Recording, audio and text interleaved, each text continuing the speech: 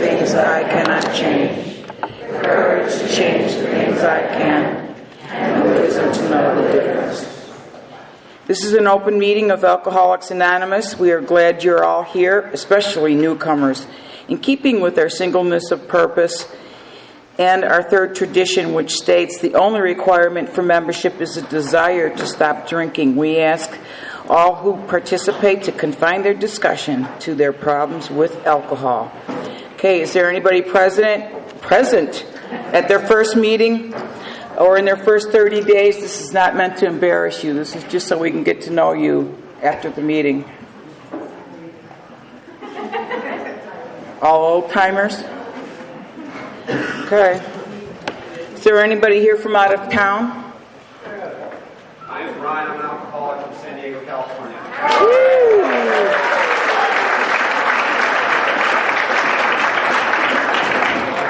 You heard we were having our second anniversary and you flew all that way? Thank you.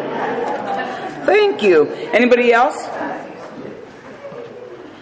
I've asked Monica to come and read the preamble. She's not even here, is she? I've asked Wes to read the preamble.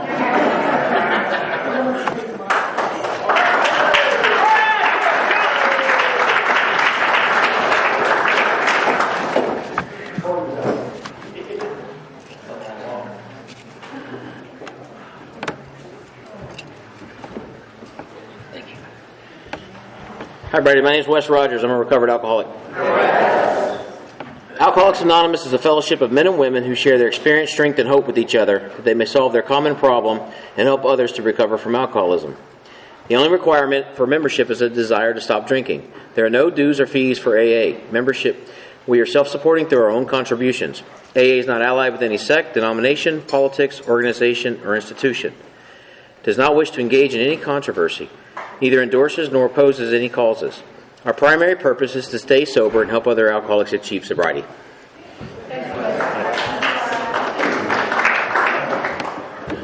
Thank you, Wes. And I've asked Scotty to read the steps.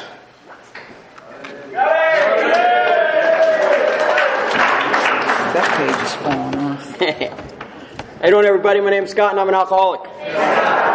Step 1, we admitted we were powerless over alcohol, that our lives had become unmanageable. Step 2, came to believe that a power greater than ourselves could restore us to sanity. Step 3, we made a decision to turn our will and our lives over to the care of God as we understood Him. Step 4, we made a searching and fearless moral inventory of ourselves. Step 5, we admitted to God, to ourselves, and to another human being the exact nature of our wrongs. Step 6, we were entirely ready to have God remove all these defects of character. Step 7, humbly asked Him to remove our shortcomings. Step 8, we made a list of persons, all the persons we had harmed, and became willing to make amends to them all. Step 9, we made direct amends to such people wherever possible, except when to do so would injure them or others. Step 10, we continued to take a personal inventory, and when we were wrong, promptly admitted it. Step 11, we sought through prayer and meditation to improve our conscious contact with God as we understood Him, praying only for the knowledge of His will for us and the power to carry that out. And step 12, having had a spiritual awakening as a result of these steps, we tried to carry this message to alcoholics and to practice these principles in all our affairs.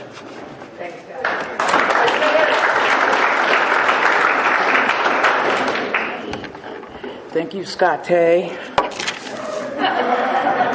If you could please silence your cell phones at this time, we would appreciate it. Because if you don't and it goes off, Scotty's going to look at you. Also, we ask that if you could please refrain from getting up and down during the speaker. But if you must, please do so quietly. If you're going to smoke, we ask that you please be away from any buildings. Please be respectful as we are guests of the church. And if you see a butt on the ground, please anonymously pick it up. Also, if you have any announcements in between speakers, please see our group secretary, Matt. Group secretary, oh, he's over there in the back.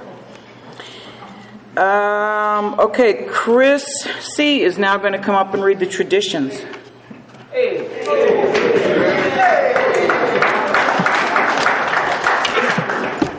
Thank you. I'm Chris Carpenter. I'm an alcoholic. As These are 12 traditions, short form. 1, our common welfare should come first. Personal recovery depends upon AA unity. 2, for our group purpose, there is but one ultimate authority, a loving God as he may express himself in our group conscience. Our leaders are but trusted servants. They do not govern. 3, the only requirement for AA membership is a desire to stop drinking. 4, each group should be autonomous except in matters affecting other groups or AA as a whole. 5, each group has but one primary purpose, to carry its message to the alcoholic who still suffers. 6, an AA group ought never endorse, finance, or lend the AA name to any related facility or outside enterprise, lest problems of money, property, and prestige divert us from our primary purpose. 7, every AA group ought to be fully self-supporting, declining outside contributions. 8, Alcoholics Anonymous should remain forever non-professional, but our service centers may employ special workers. 9, AA as such ought never be organized, but we may create service boards or committees directly responsible to those they serve. 10, Alcoholics Anonymous has no opinion on outside issues, hence the AA name ought never be drawn into public controversy. 11, our public relations policy is based on attraction rather than promotion. We need always maintain personal anonymity at the level of press, radio, and films. And 12, anonymity is the spiritual foundation of all our traditions, ever reminding us to place principles before personalities.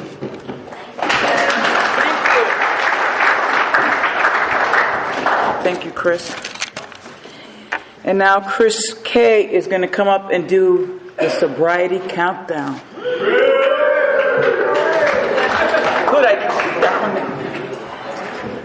Hi everybody, my name is Chris Kelly, I'm an alcoholic. Before we get this thing started, so it's not real confusing, if there's an open seat next to you, can you raise your hand so they can, if they want, to fill in and sit, and then that way we know who's standing for the countdown. All right.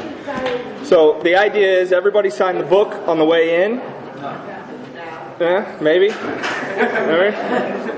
We'll get it afterwards, but we have a book here that most people signed, and we're going to recognize the oldest person in the room, and then we're going to count down, and, well, the oldest sobriety, the longest timer, and we're going to count down, and then give it to the youngest person, sobriety, in the room. So, before we get started with that, because we're alcoholics and self-centered and everything else, can we recognize the Al-Anons or friends of alcoholics that are here tonight?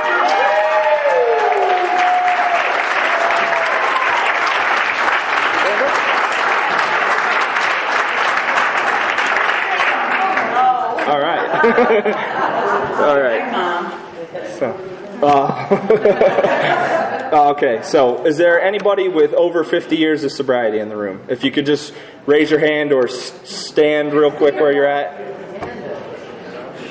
Okay, how about 50 to 45 years? Is there anybody in that? Sir?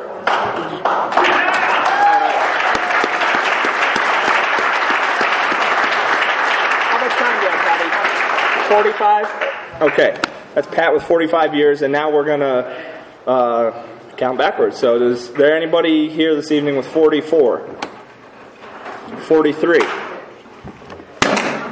42? 41? 40? 39?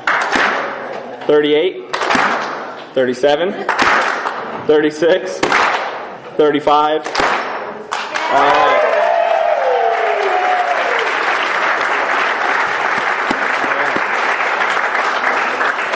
45 or 30? 35, 34. Anybody got 34? All right, 33.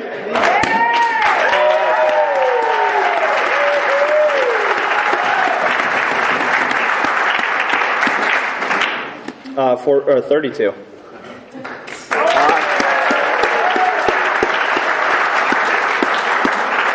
31.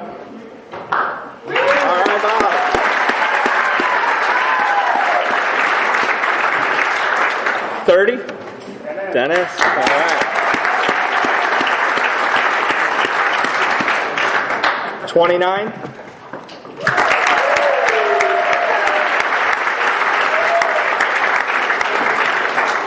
28, 27,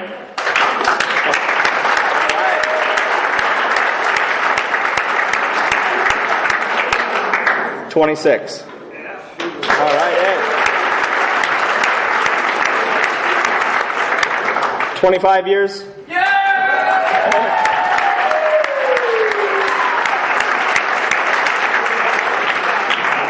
24?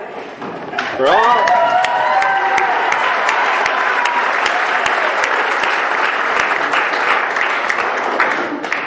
23?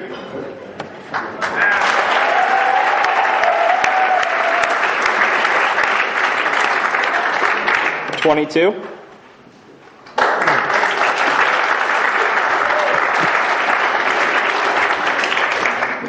21?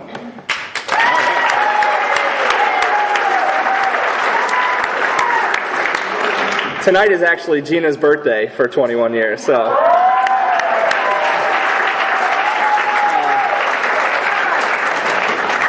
20 years? All right.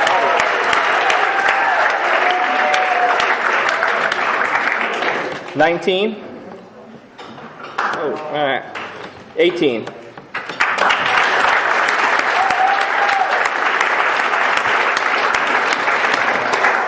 17?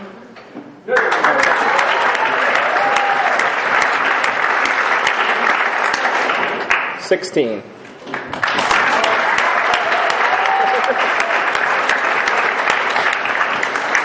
15? All right.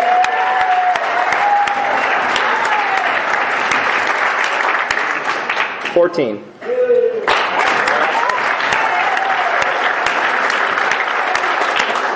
13?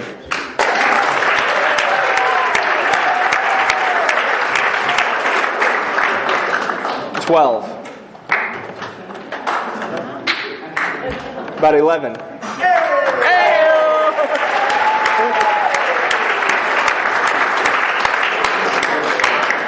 10 years? 9?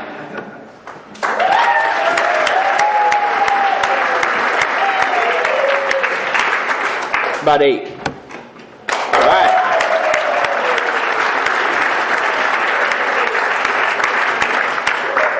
7?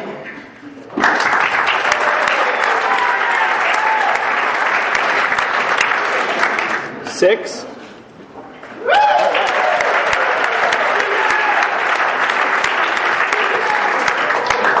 5 years?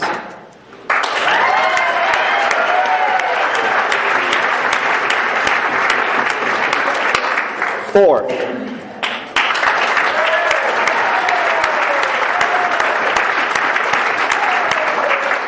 3 years? Let's stand.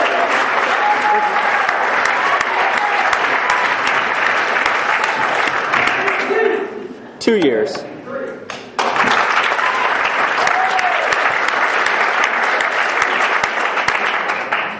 1 year?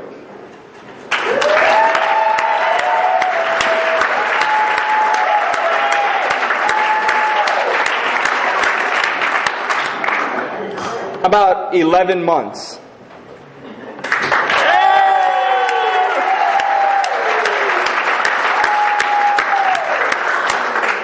10 months? 9?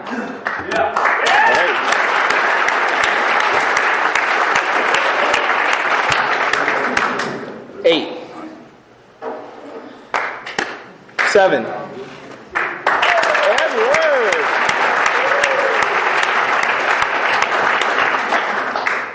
6 months? Sasha. That was Sasha, everybody.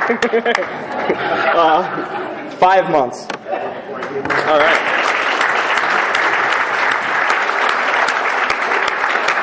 4?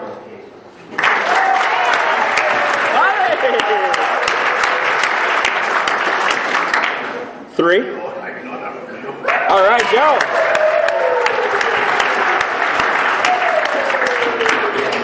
2? All right.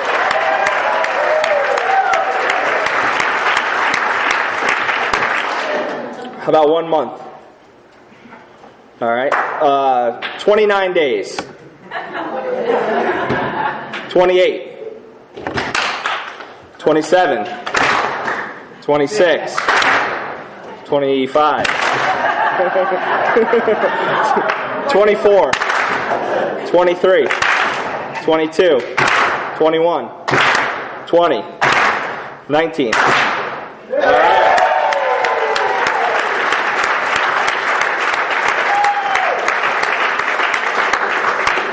18, 17, 16, 15, 14, 13, 12, 11, 10, 9, 8, 7, 6, 5, 4, 3, 2, 1. All right. You want to stand up? Oh, huh? 19, right? Yeah.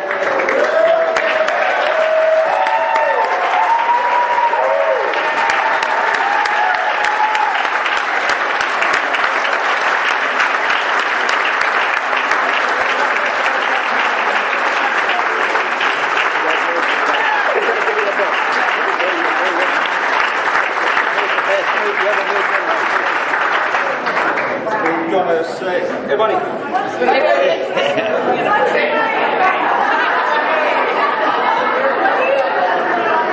My name is Pat, and I'm an alcoholic. And as you can hear, I'm not from America, I'm from Scotland. But I was just telling a young man here, he's made the best move he'd ever make in his life. But the thing is boundless, honest to God. I get married in AA. I went to 12-step and I met my wife. The guy at 12-step never gets sober, but I met his sister.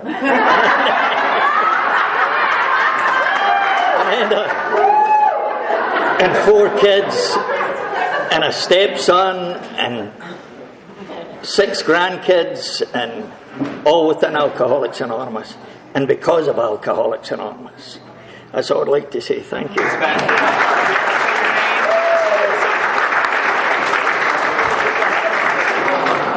I'm Nick, and I'm an alcoholic. Nick. Thanks, man.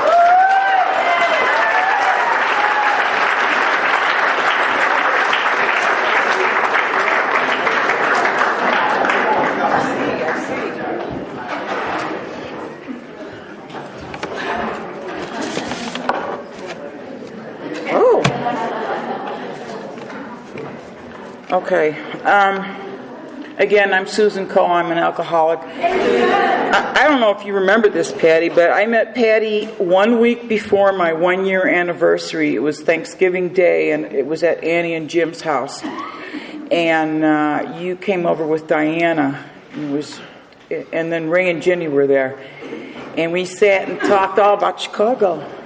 Talked about all the watering holes there, and we were trying to figure out the state mental house, the name of the hospital there.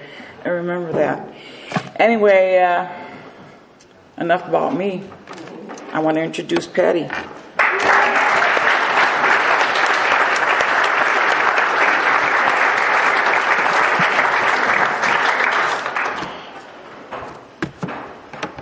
Thank you. My name is Patti Locascio, and I'm an alcoholic. Can everybody hear me? Yes. I don't want you to miss a lick of this sad-ass story I'm about ready to tell you.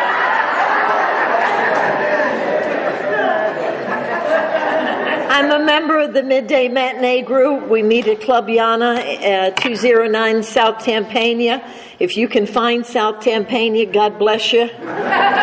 In Tampa, Florida, and my sobriety date is February the 8th, 1977, and I thank God for that and for my life today.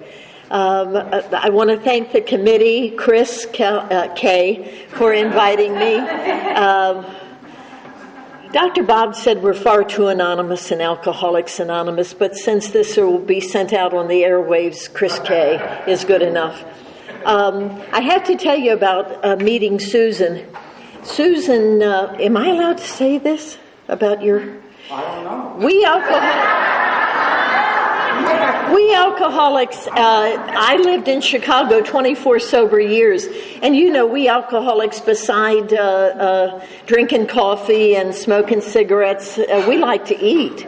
So after our meetings in Chicago, Susan owned a very, very famous restaurant. I don't know if any of you know that. And we alcoholics used to pile in there. The food was great, and the service was great. And she treated us. She knew we were AAs, and she treated us so special. And now I understand why.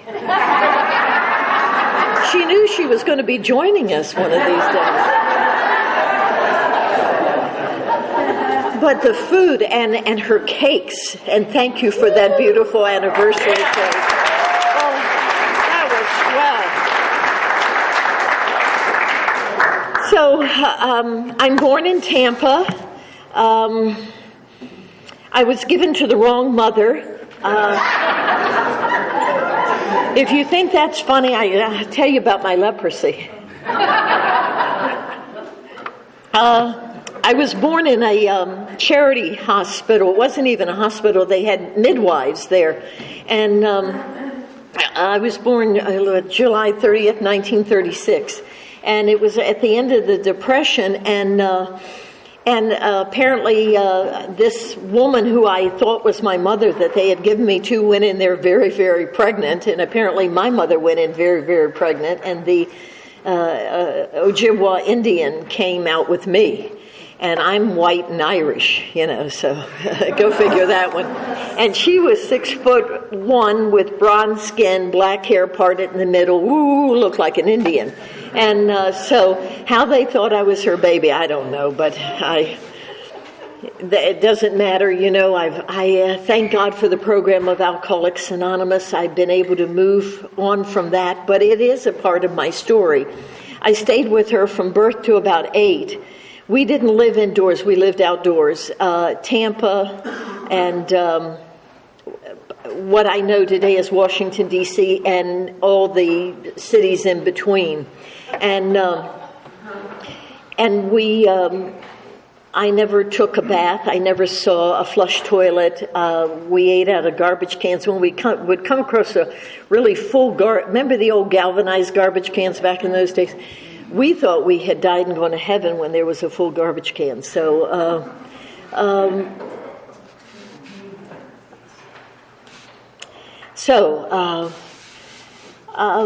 she drank. She was an alcoholic. She was the oldest of 13 children, and all of them were illiterate, and they drank, and they either died from alcohol or tuberculosis or a combination of both. And one of the aunties, Ada, produced 22 kids. And the woman I thought was my mother only had 4 of us. And of the 13 original children and all of the grandchildren, my sister, myself, and my 2 brothers are the only ones that lived to maturity, to adult age. And my 2 brothers and myself were taken away from the Indian. So my sister was left there with her. And when I was adopted when I was 8, my mother had started selling me to white men for fun. And by the time I was 8, I had syphilis, and I was being treated, and thank God it was World War II had started, and that's when penicillin was discovered and started to be used. So I was taken away from her, and I was adopted. And I was adopted by, if I had to pick the adoptive parents, I could not have picked the 2 that wanted me. And they were both 58 years old at the time that I was adopted. They had never had a child. And they were both born in Sicily in 1890. And they were insane. And there was music. And there was food. And I had never had enough to eat. And I used to go stand in front of the electric refrigerator, and I thought I died and gone to heaven. Because and I stuttered, so I didn't talk a lot. I've made up for it since. This is a lot of speech therapy has gone into this, I'll tell you. And my black mama, the lady they hired to help take care of me, she'd say, "Baby girl, are you hungry?" And I was hungry all the time. I mean, all that food, you know. And if you came to my parents' home and you didn't eat, they thought you were strange. You know, something was wrong with you. And my papa was the oldest of 16, 14 boys, 2 girls, and my mother was the baby of 7. And so I had first cousins out of the wazoo. I mean, I could hardly remember them, except, thank God, most of their names were Tony and Maria. Have you ever seen that movie, The Big Fat Greek Wedding? Yeah, Nikki. Yeah, well, that was...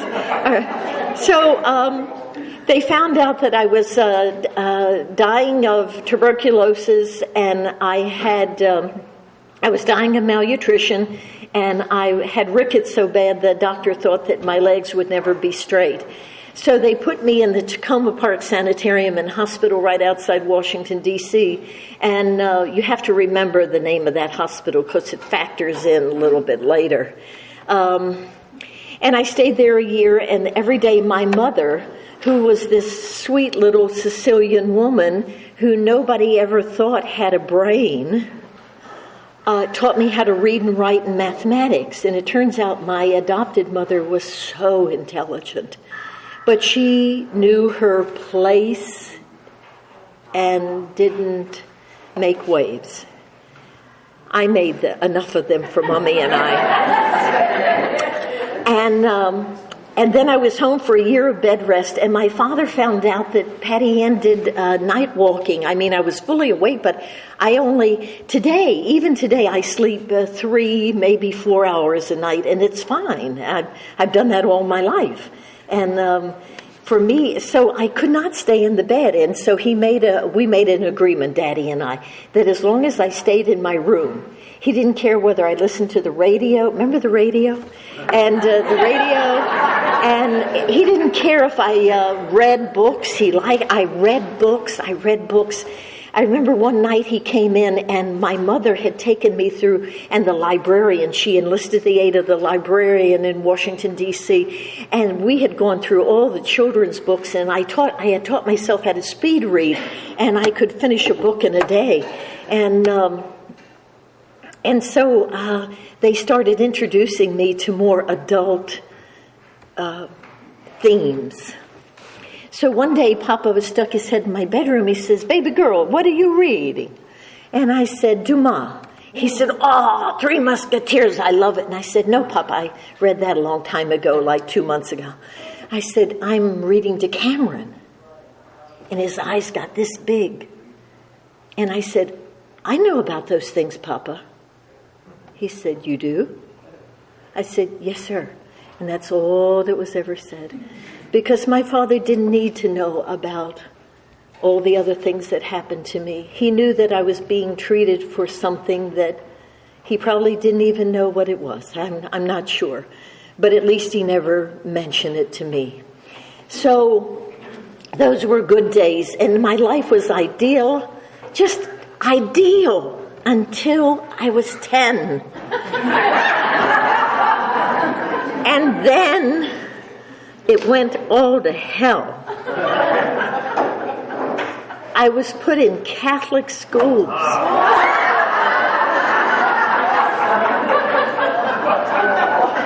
And I didn't have a spiritual awakening. I had a rude awakening.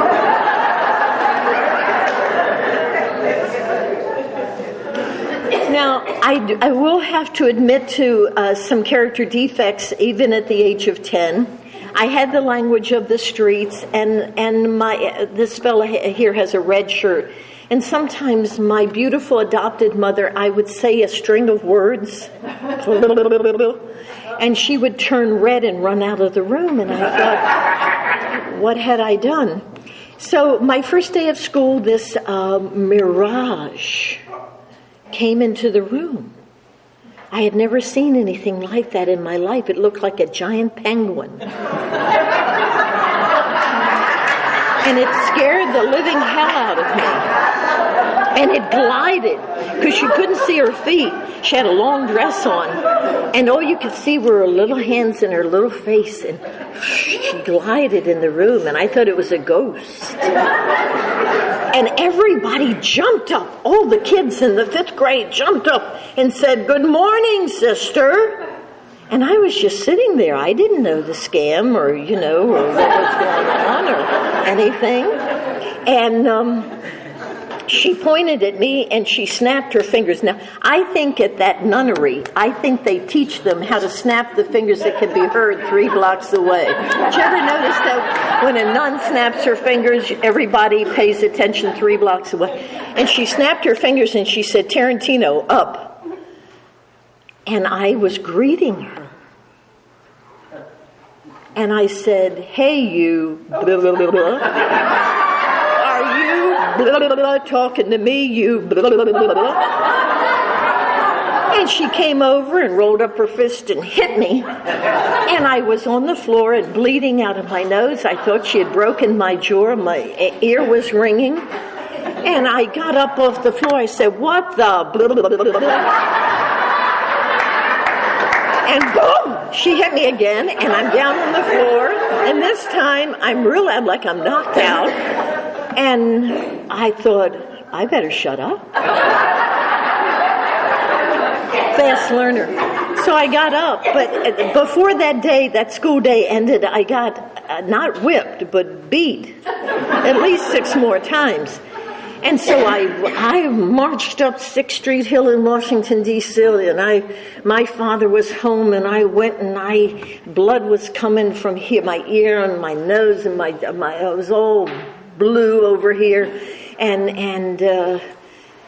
he said, "What happened, baby girl?" And I stutter. And I have aphasia, but I stutter. And it took me like a half an hour to get one sentence out, because it was coming out of my mouth. And I picked up my little dress, my skirt, and I pulled down my bloomers, and I showed him all the red marks all over me. And my father did something that day that he never did again in my life. My father whipped me almost as hard as the nun did, almost. And he was screaming at the top of his lungs and crying, and he was hollering, "Disgrazione, you will never disgrace me again." So I learned 2 spiritual lessons that day. 2. Number 1, never, ever, ever talk back to authority. The officer says, "Assume the position," you say, "Yes, sir."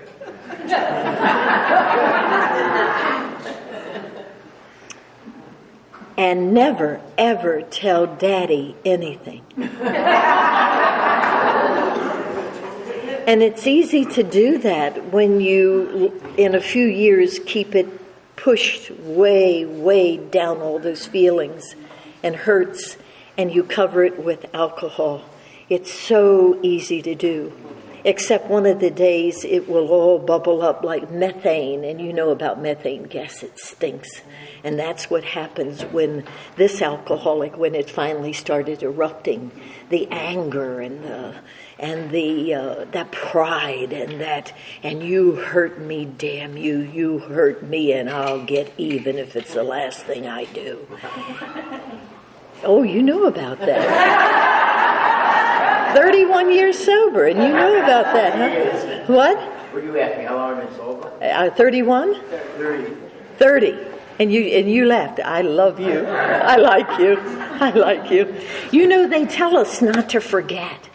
They beg us in Alcoholics Anonymous not to forget the pitiful and incomprehensible demoralization, and we do. The mind can't remember anything but success. Now, the mind can remember the occurrence of pain, but it can't remember the actual pain. If it did, we women would only have 1 child.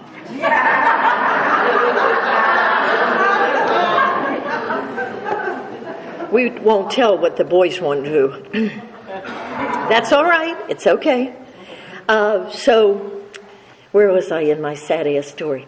So, I'm going to school, and they found out and that I have a big brain, big high IQ, and I'm not ashamed to admit that. But I've got to tell you about me, that people like me get dead before we get sober.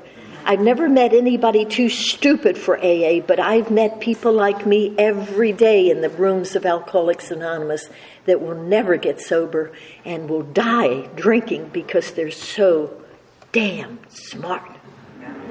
And so my sponsor, when I finally got an 1 or 2 or 3 or 4 or 5 or 3 months or 6 months, which she wouldn't say, "Good job, Patti," or, "Oh, that's nice, honey." She'd say, "Shut up, dummy up, shut up, dummy up, Patti Ann, dummy up, Patti Ann."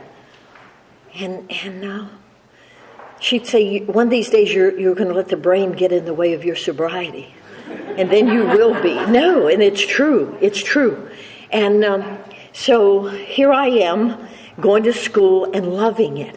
I love the discipline of Catholic schools. I loved it. The little Catholic, I wasn't a Catholic yet, and the little Catholics just loved it. And every Friday, they were nice to me, except on Fridays. They would whoop the hell out of me every Friday.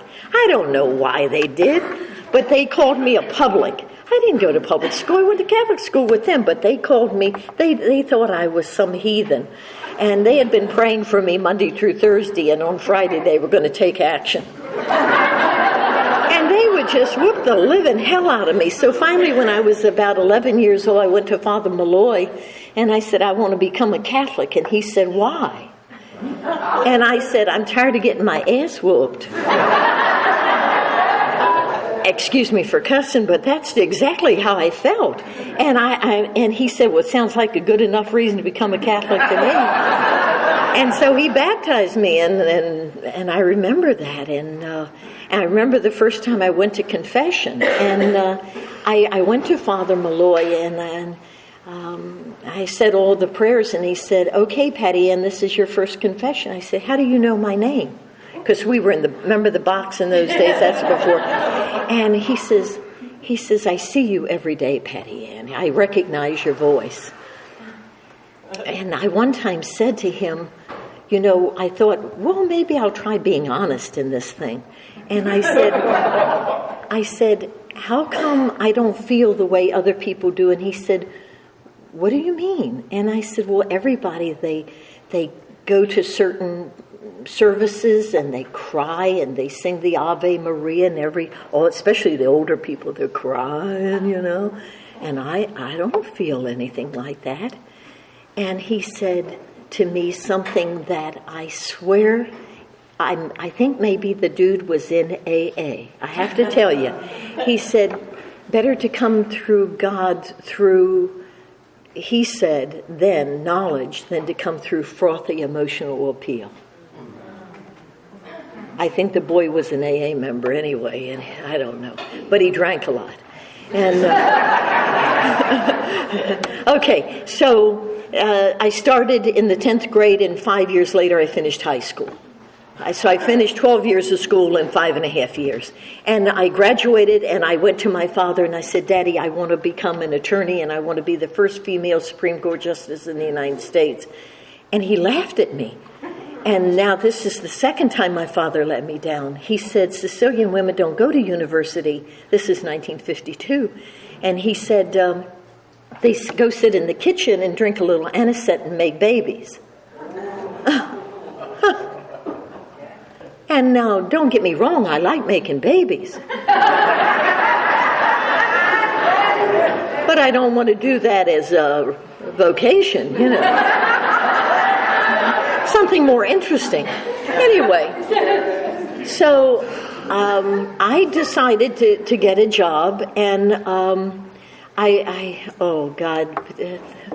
the State Department. I went to work for the U.S. State Department, and I was a personal secretary to Christian Herter. And I'd never heard of the man before, and he was the Undersecretary of State. I don't know why they gave me the job. I think it's because my father contributed so much money to my father was a very wealthy man. My father was the head of a big family.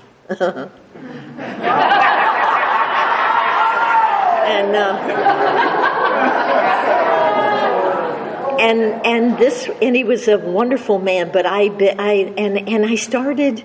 Well, let me tell you. So Daddy had a plan. Plan A.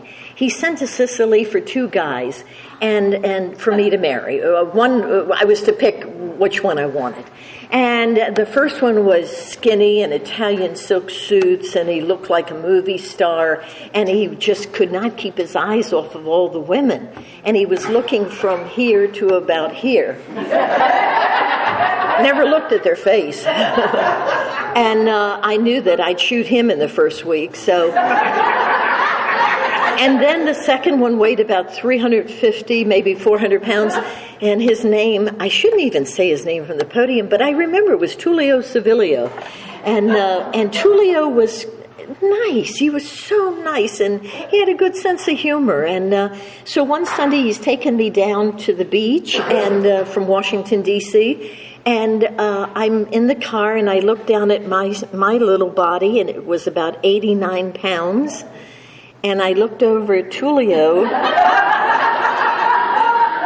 and I knew Daddy wanted me to get married and make babies, and I thought, he's going to squish me to death. The death certificate will read asphyxiation.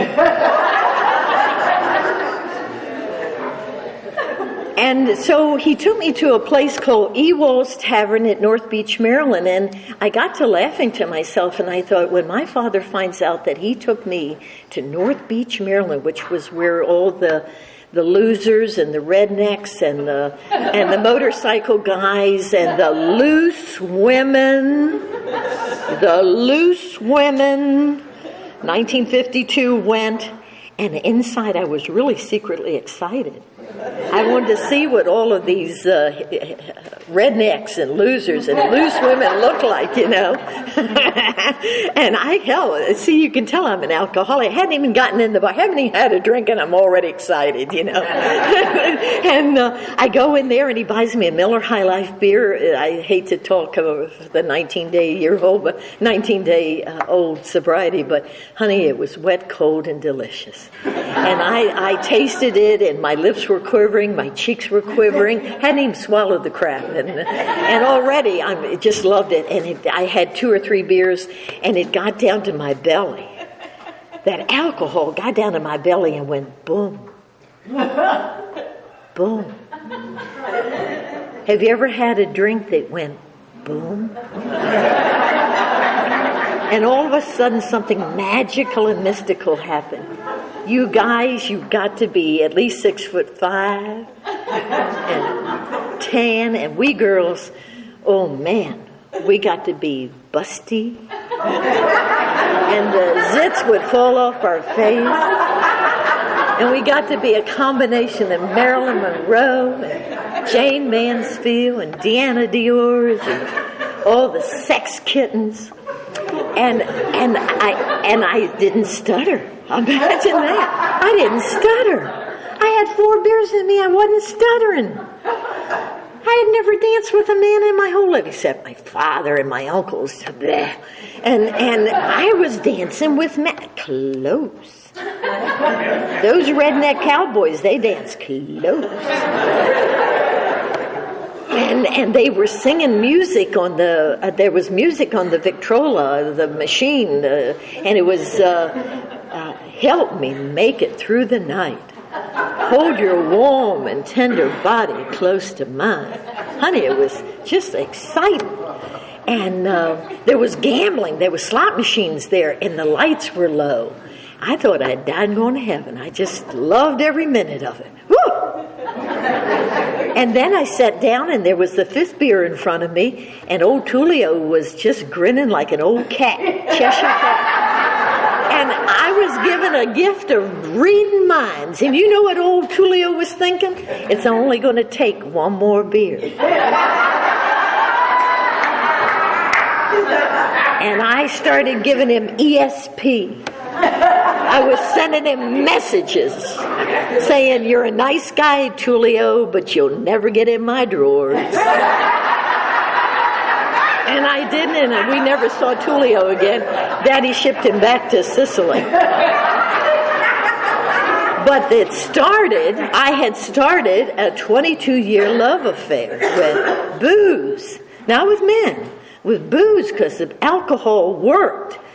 And sometimes you boys would get enough alcohol in you, and you didn't work.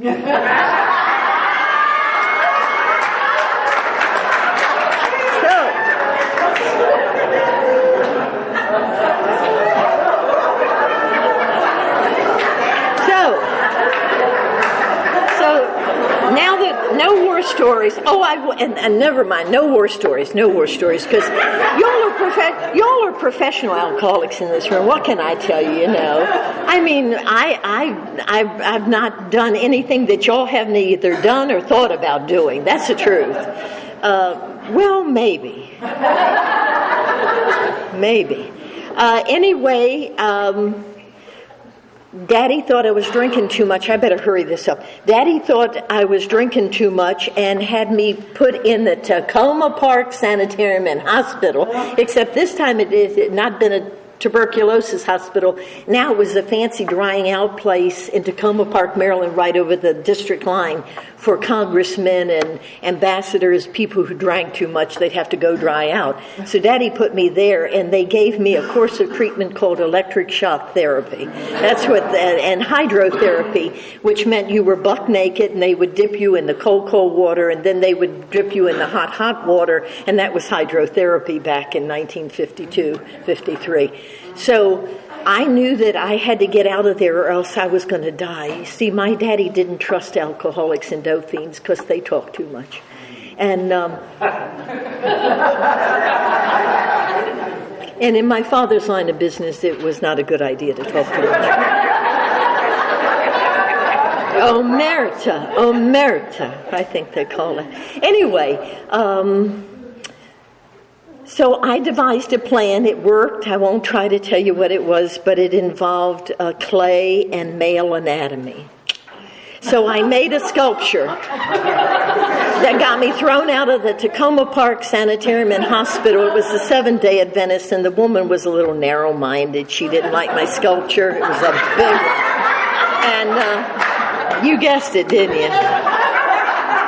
And I got thrown out of there. I did not go to my father's home. I went straight to Florida. I didn't even go get my clothes because I knew that my father would just put me in another sanitarium, and I knew I would die. I knew I would die. I knew that they would either that or they were going to do a lobotomy on me. My father loved me, but I was high risk. And I knew that. I got away from my father. And I wasn't to see my father again until 10 minutes before he died. And don't get me wrong, I love my father, but I liked living. And I knew already, 6 months into it, I knew I was an alcoholic. I knew I was an alcoholic. As a matter of fact, I'd go to bars and not bars. I started going to cocktail lounges at DuPont Circle, back when it was real fancy. And I wore beautiful dresses and I learned how to wear high heels, and I never smoked a cigarette and I don't know. I never did drugs. I'd be in a bar and there'd be musicians or somebody there that did a lot of pot, and I just get the hell out of Dodge. Just something about it, I didn't feel comfortable. And I met a couple of professional football players and later became movie stars, starred in the Valley of the Dolls, Tony and Ben Scotti. I don't know if any of you remember them. And these two great big brothers, great big football players, say, "Patti, where in the hell do you put all that booze? We're starting to feel it." And I had to wind up driving them home. And here I weighed about 90 pounds. And I think, and I know today that's one of the symptoms of alcoholism, our high tolerance for alcohol. Because most of us used to drive the amateurs home, especially on New Year's Eve. Hell, we drove them home, My God. And in their car, because when they sit up and wake up, they throw up, always do it in their car. So years go by, and I came home to Florida. I met three wonderful guys, Mackle Brothers. I don't know if anybody remembers that name, Mackle Brothers. They became U.S. Home. They let me sell Marco Island, Florida, and I did well. I did really, really well. I had made my first $1 million before I was 20. I had gotten married, and I was pregnant, and my husband died the day my son was born in an automobile accident. Two drunken teenagers on the wrong side of the road going 100 miles an hour split him in half.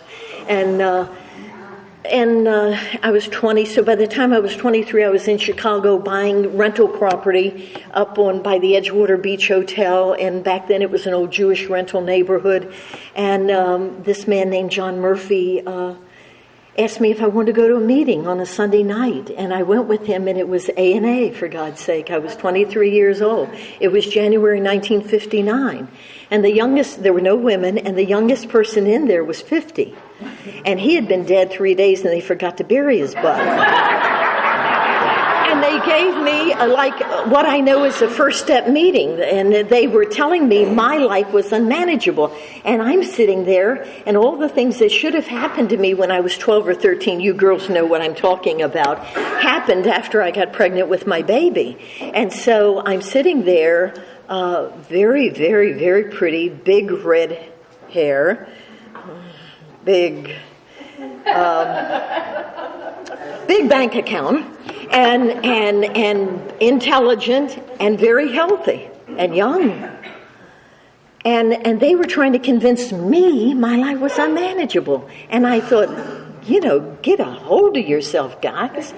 They couldn't have rubbed two nickels together if they tried, much less have a thought. They were in bad shape. And I all I could think was, God bless them. I'm glad there's this A&A. These poor buzzards, they need all the help they can get, but I stayed. I don't know. I can't tell you to this day why I stayed, why I kept going back to Alcoholics Anonymous. And I figured it out years later that it was the first time I had ever been in a room full of just men that didn't want anything out of me except my highest good. And I think that impressed the hell out of me in 1959, and it continues to impress me. Because from January 1959 until August the 10th, 2012, no man has betrayed the trust of Alcoholics Anonymous to this female. And for that I honor you. Because if you had, I would be dead. And I thank you. And we talk so much about snakes in AA.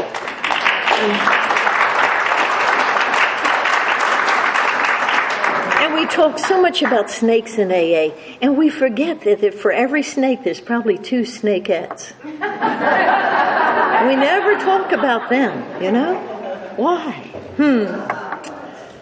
Interesting subject. Okay.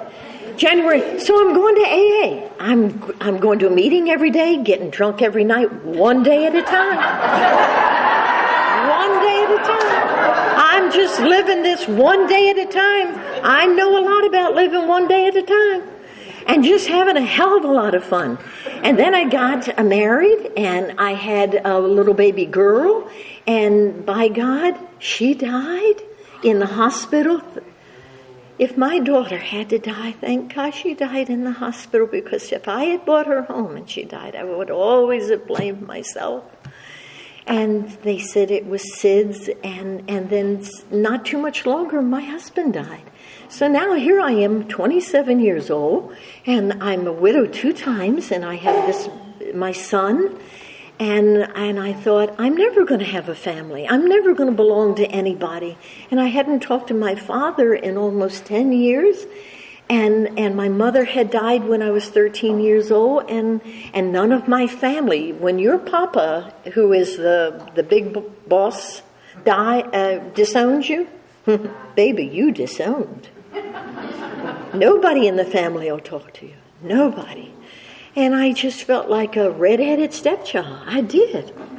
And so I got news that a gal that I had gone to high school with, that I was such good friends with, and I was godmother to her, three of her, she was going to get ready to have her 11th kid. Good Catholic girl. And she died having her 11th baby, and I was godmother to three, and I was Auntie Patti. So I went up for the funeral, and Keith, I think her husband he was shell-shocked.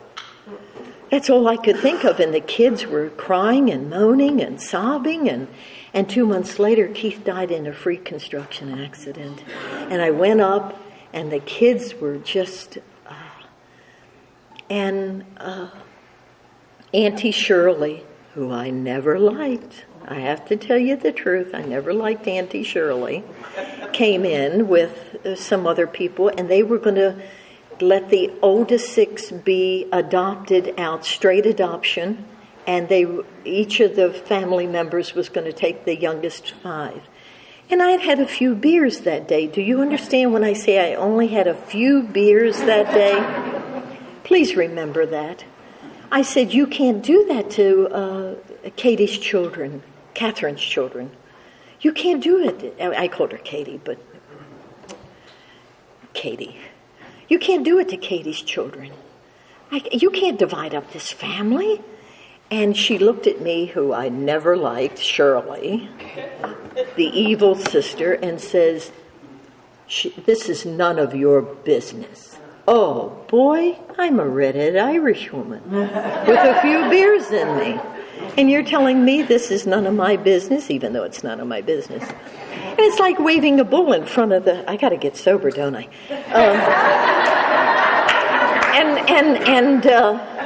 I stood up and I said, I don't know who you think you're talking to. I said, I have a hell of a lot of money. And I love these kids. And I said, I may never get custody of these kids. But I said, you're never going to own another damn thing in your life. I'm going to keep your tail in court until this baby is 18 years old. You will never own another damn thing in your life. And she looked at me and believed me. And they put down the children and they left. And the kids were going, yay, Aunt Patti! And the next morning, I had the banker and the lawyer called the judge up, and he signed the adoption papers. And I'm sitting on the toilet that night thinking, now what the hell did I just do? And then there were 12. And so I want to tell you, be careful what you pray for. You know, be very careful, because God will answer prayers. I had always prayed for a big family, and all of a sudden I had one. So I kept on going to AA, and they kept telling me about all the yets, and one day, I won't belabor you with what happened in between, but one day I woke up, and I wasn't young anymore and pretty anymore, and although I had provided for my children, I was living up underneath a bridge at Eloise, Florida, and I had been in prison 5 times, and I was on life parole from prison because of the anger. Because of the anger and the resentments and fear. And on February the 8th, 1977, I came to, and all I could think of was, I don't want to live this way anymore. And then a moment of clarity, a moment of truth, God's opening the door, Patti's willingness for the first time to see the truth. And the truth was, and I said the words out loud, I don't know how to live any other way. Dear God, help me. And God helped me. And they found me crawling down the 7th floor corridor of Lakeland General Hospital. How I ever got from Eloise, Florida to Lakeland, Florida. How I ever got past all those security guards at the hospital. How I ever got on the 7th floor covered with filth and fecal matter and maggots and urine and just splotches and runny sore. I don't know, but I did. And Bob Terry propped me up against the wall, and he said, my God, it's Patti. And he said, welcome back, babe. And he put his arms around me. And with all that filth, he put his arms around, and he said, welcome back, babe. And I was in the hospital 3 months. I died. When he put his arms around me, I died. And 3 months later, I came to, and I had open heart surgery, and I was on kidney dialysis, and I was on insulin because I was diabetic, and I only have 15% of my liver. But if you ask me today, how's your health? Oh my God, I'm 76, and I'm just getting my second win. Woohoo! Because on when I came to, here's this Nazi, this AA Nazi, with this book under her arm, coming into the room, getting ready to rocket my butt into the fourth dimension.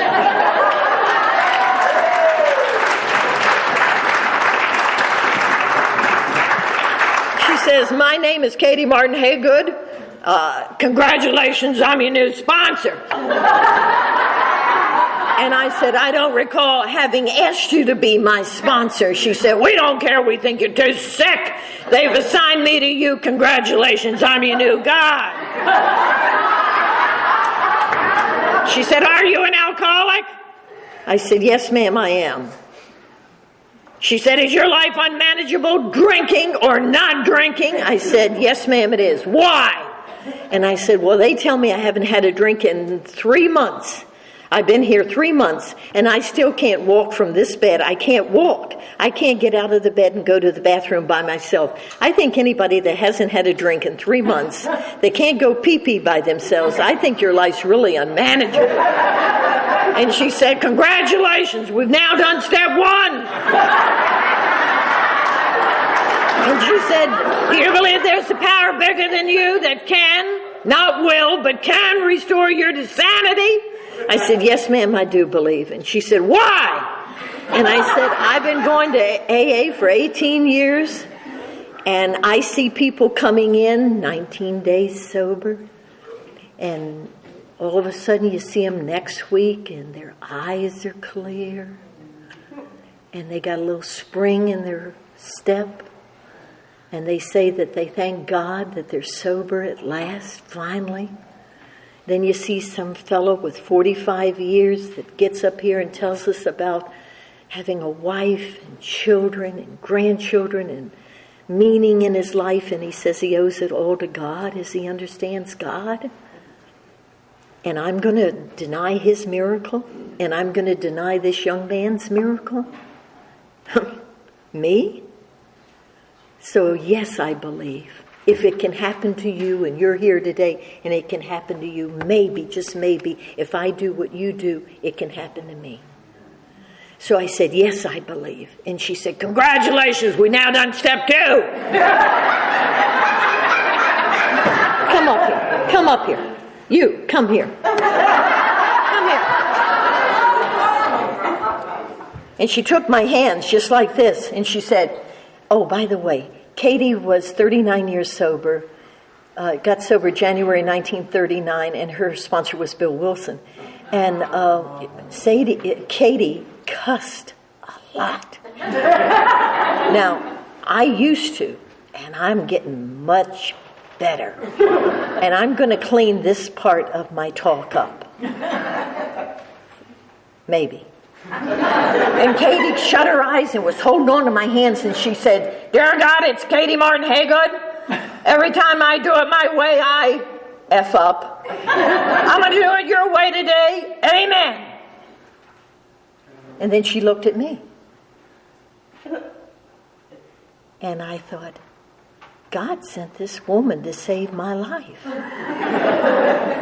I better not screw this up.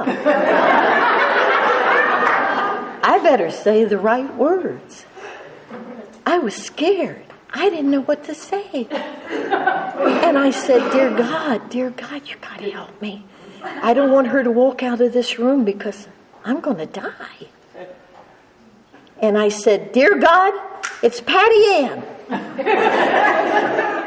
And I didn't know what to say. And finally, I just looked at her, put my head down and said, Ditto!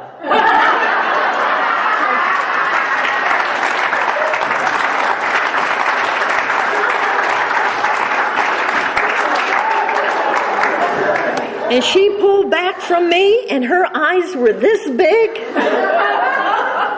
And I'd never seen her shocked, and to this day, up till the day she died, I never saw her as shocked as she was that day. And she pulled back from me, and she said, "That's the best goddamn third step prayer I ever heard in my whole life." Now, I have to end this.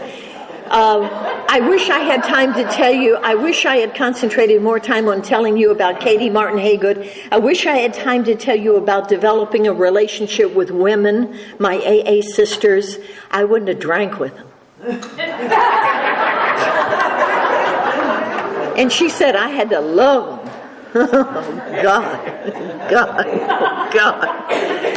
And today, we are so close. And I lost Katie June 30th, 2000 at 2:30 in the morning. And 23 years sober. And sometimes, I'm 76, I just turned 76. And sometimes I say to God, I'll give you a whole year of my life if I could just have 10 minutes with her. And God says, it's okay, Patty Ann. She's always here. And she'll always be right here. And so let me tell you about a little story.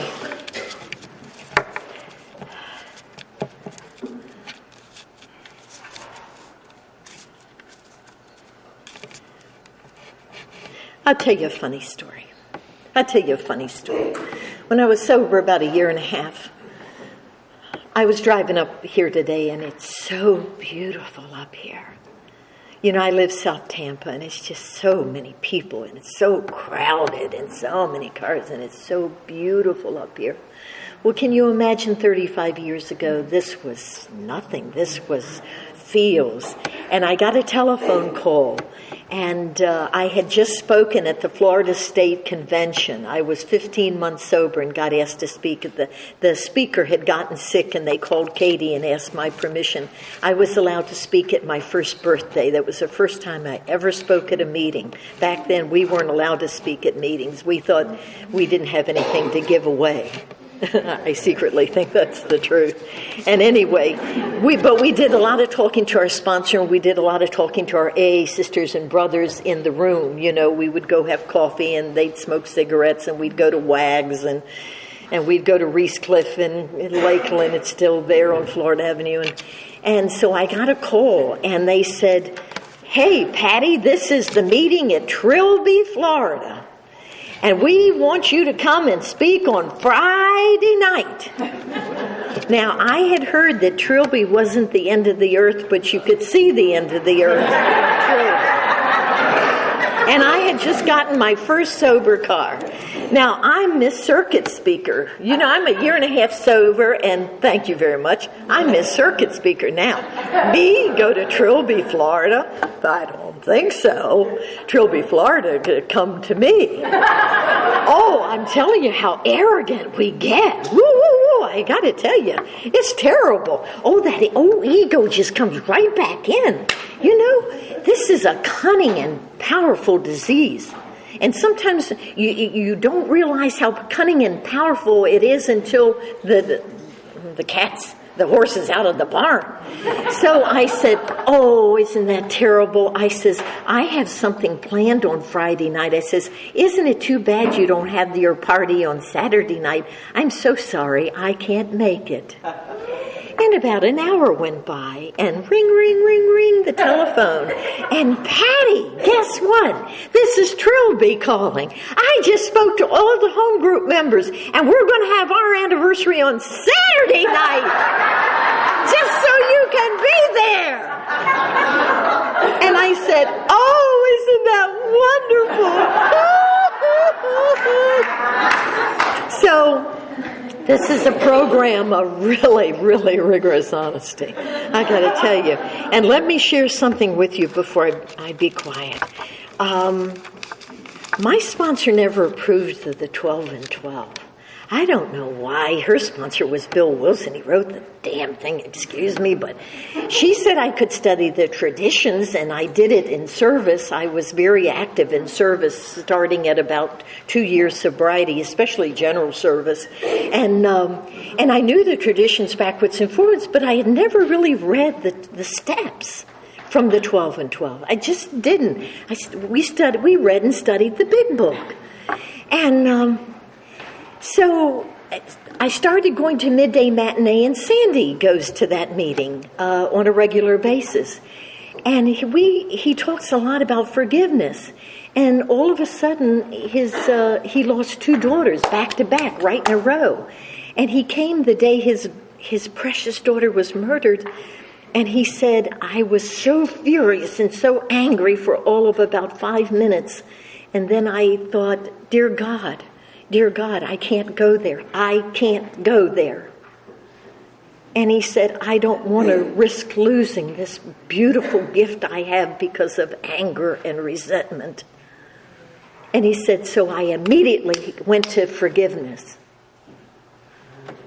And I heard him say that. Now, I've lost 4 sons in the last 5 years from a rare form of liver cancer, the same thing that killed their mom. And I don't talk about it in the rooms. I just don't talk about things like that. So I've lost 5 out of my 13 children. I've lost 5 kids. And there's some other things. My husband that I married in sobriety, we were married just a short time, about a year and 10 months, and he was run over, and the woman ran over his head, and he was mentally, and he just died December 23rd of this past year. And he was in assisted living all this time, all these years, 23 years. And he was like a little boy. And so I had a little boy. I had a little son that just happened to be my husband. And he didn't even know me. Long-term memory. He could remember things that happened 60 years ago, but he couldn't remember me. And so I think I was really into self-pity and had not a clue. And my sisters and brothers in AA put up with my crap. And thank you. And then I started hearing Sandy talk about the 12 and 12. And every meeting he would bring up about the wonderful stuff in the 12 and 12. So I went up to Carrollwood. There's Dave. They call him Swami. He's just a great guy, Garden Variety Dave. And he has a meeting at the Blue Roof Church in Carrollwood on South Fletcher and South Park Drive. And they studied the 12 and 12. And the first day I went up to his group and we're reading out of the 12 and 12. Here's what it says. That if God forgives me unconditionally, who am I not to forgive both myself and you? And I went home and that's all I could think about. And I thought, you know what, God? Patty's never forgiven Patti. I've never forgiven me for being the screw-up that I was. I've always expected Patti to be perfect. And I'm not perfect, and I don't want to be perfect, because perfect people are very lonely people. And all I've wanted is to have friends and family all my life. And I didn't know I was cutting me not only off from the sunlight of the Spirit, but I was cutting me off from you. Because all you could see was the snooty, snobby bitch. And it hurt. And I remember that night I said, God, please forgive me and let me take the same forgiveness that you give me unconditionally and let me start applying it in my life to me, but please, dear God, to other people, because you are none of my business. You're God's business. So if I can just love you, and I've been doing it and it's been such a short time, but I got to tell you, the rewards are instantaneous.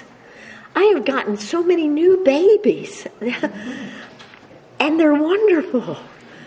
And my life is just, what does the book say? My life has taken on a whole new meaning. So I got to tell you, when you invited me to your party about getting rocketed into the fourth dimension, I thought, if I stand there, maybe they can see the sparks coming out of my butt.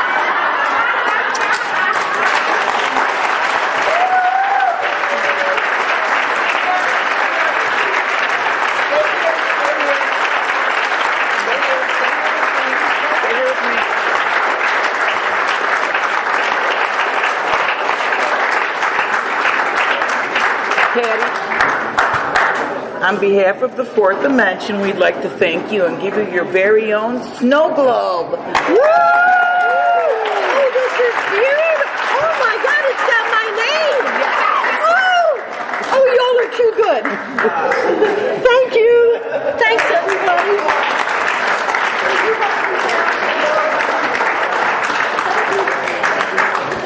We've passed the basket in accordance with the seventh tradition, which states that we should be fully self-supporting, declining outside contributions. If you would like to become a member of this group, please see me or any other group member after the meeting. Would the group members please raise your hands? Is anybody able to become a sponsor? Please raise your hand if you are. Please get with somebody with their hand up. And Matt C. is going to read the announcements.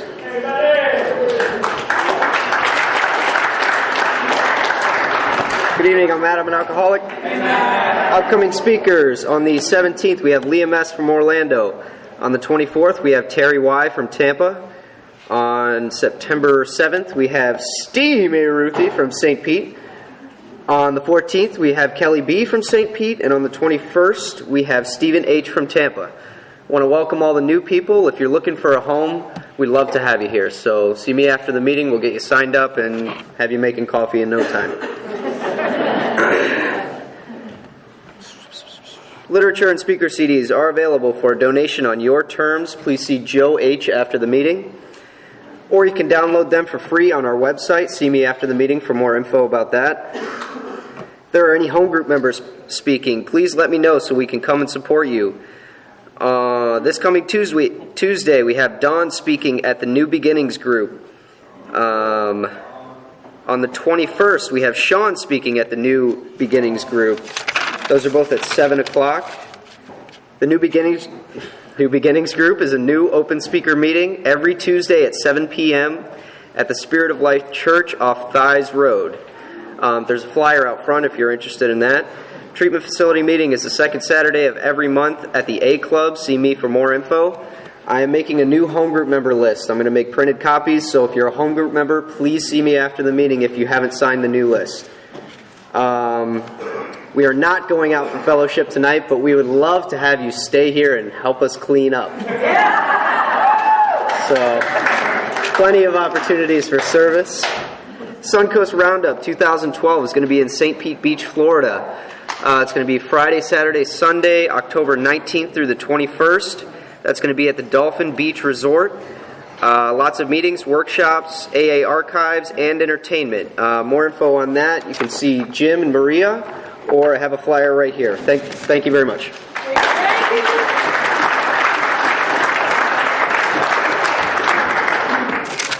Please help me thank Patti again.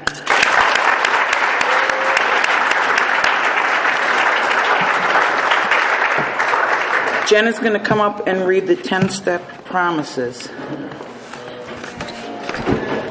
If I can find them. I can't find them. I don't know where they're at. Thank you. 83.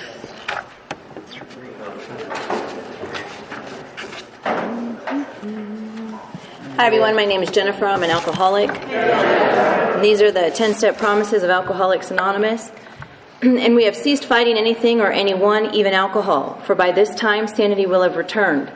We will seldom be interested in liquor. If tempted, we recoil from it as from a hot flame. Whoops. Oh, page 85 is missing.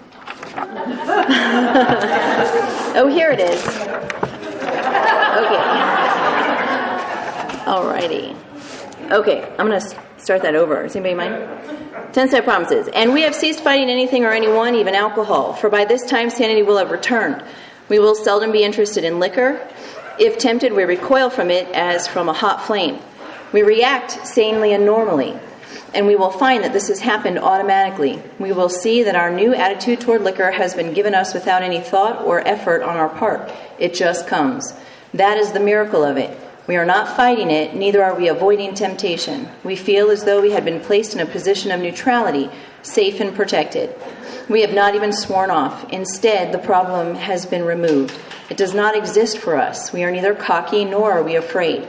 That is our experience. That is how we react, so long as we keep in fit spiritual condition.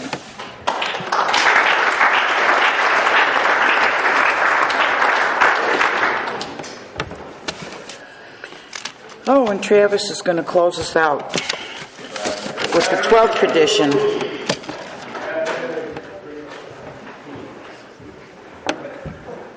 Hi, everybody. My name is Travis. I'm an alcoholic. And finally, we of Alcoholics Anonymous believe that the principle of anonymity has an immense spiritual significance. It reminds us that we are to place principles before personalities, that we're actually to practice a genuine humility. This to the end that our great blessings may never spoil us, that we shall forever live in thankful contemplation of Him who presides over us all. Please help me close with the meeting with the Lord's Prayer.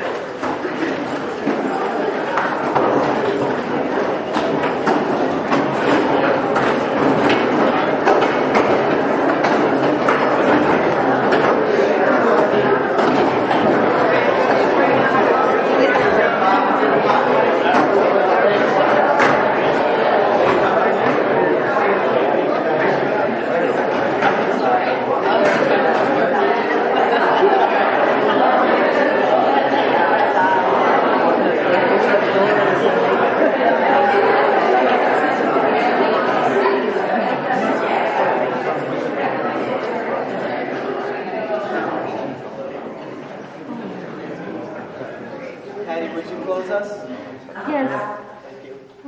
Our Father, who art in heaven, hallowed be thy name.